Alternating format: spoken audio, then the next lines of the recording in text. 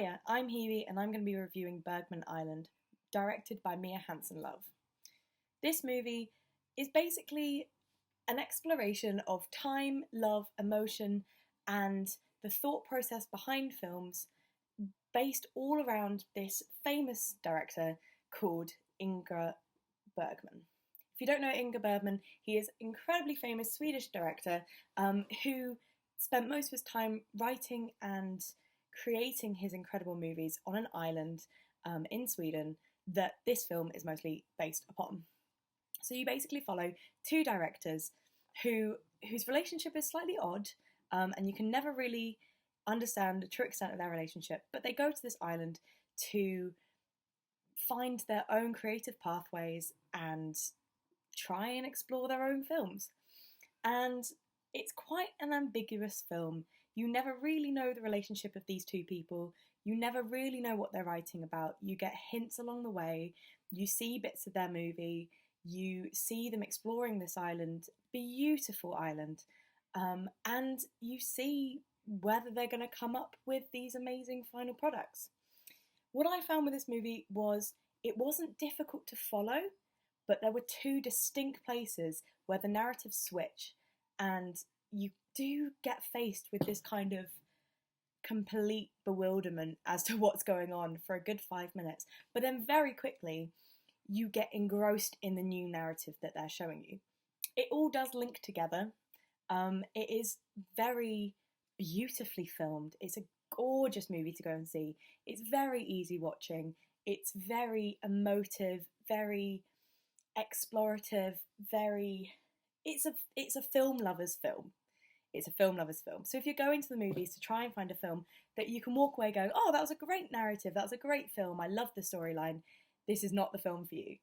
But if you're going to the film for a gorgeous kind of Sunday, like lazing around, watching a lovely film, beautiful scenes, then this is the film for you. What I found with this film was that the two main characters in the film have a really odd relationship. They hint at them being together, a married couple. They hint at a child, they hint at a grandmother, but you never really understand if they are very close in their relationship or if maybe this aspect of their lives that we're walking into is a defining point in their relationship, and that never gets answered. So you leave the film wondering and wanting more. You really want to know, are they happy? Do they enjoy each other's company? Or are they primarily there to work and therefore are in their own headspaces exploring their own creative pathways of creating their own films? That never gets explained. What is interesting is halfway through the film, you start seeing the story that one of them is writing. This lead female character, who is a director in herself, starts to explain her film to who we presume is her husband. And it switches to her film, and you start seeing how she would create this film and the actors she'd use and the narrative she'd follow. She can't come up with an ending. So you do start to wonder whether this is a reflection of her own life. Maybe this is how they met. Maybe this is the dream for her. Maybe this is some kind of fantasy she lives through. But again, it's what you want to walk away with. You have to create your own decision in this movie. The film that you then start seeing, the one that she's creating, has a completely new set of characters, but it's set in the same place, and it's a very similar narrative, but it's one that she's adapted herself, so you get these kind of ambiguous aspects, people that she's met in her kind of real life, then appearing in the film, and it's like, are they actors? Has she gone back and seen the same people again? What is she trying to explore here? And I can't really give you a clear answer to that. It's really down to what you think and how you respond to the movie. I would say, however, that you do walk away from this movie feeling incredibly uplifted and relaxed. The beautiful Swedish voices and the accents, they're so lyrical and emotive and lovely, and they really kind of sing to you throughout, and it makes everything very poetic, very heartfelt, very emotive. It's lovely. And the views, it makes you want to go to Sweden. It makes you want to go to this island. It also really makes you want to go and watch these Bergman films. And they mention during the film that these are very dark, very hard-hitting movies. I've never watched a Bergman film, but I now know I definitely want to go and watch them. So kind of in summary, I would say Bergman Island is an incredible film lover's film. If you are into making films, if you want to create films yourself, you want to travel the world, you want to explore how people explore and create their own movies, this is an incredibly good film to go and see and realise that for yourself. If you're looking for an easy narrative to follow that could hit blockbusters and be the next big film, possibly not.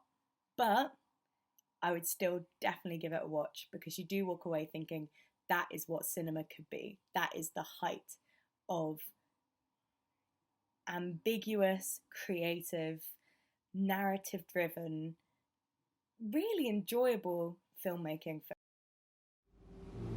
So you know this island? It's kind of special, right? Yeah, it's the island of the director you and Mommy like a lot. Yep, that's it.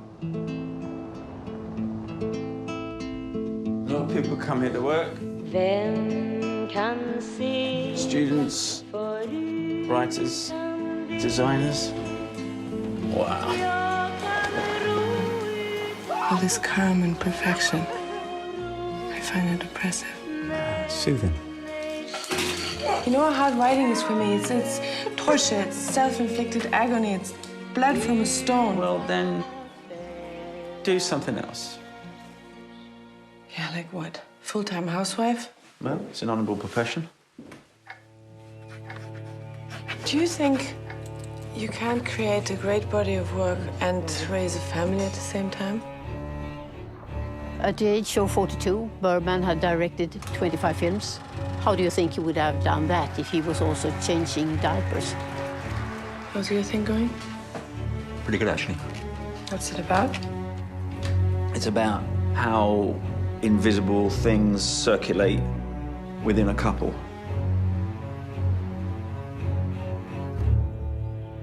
Can I tell you about what I'm writing? Yeah. A young woman looks into the distance. She's about my age, or maybe a bit younger. They loved each other passionately and awkwardly, like teenagers do. I never mentioned it to my girlfriend, but she's jealous of you. Why her and not me? You spaced out. No, I didn't. Yeah, you did. No, I didn't. The attraction was still overwhelming. But there was no place in their lives for this love story anymore.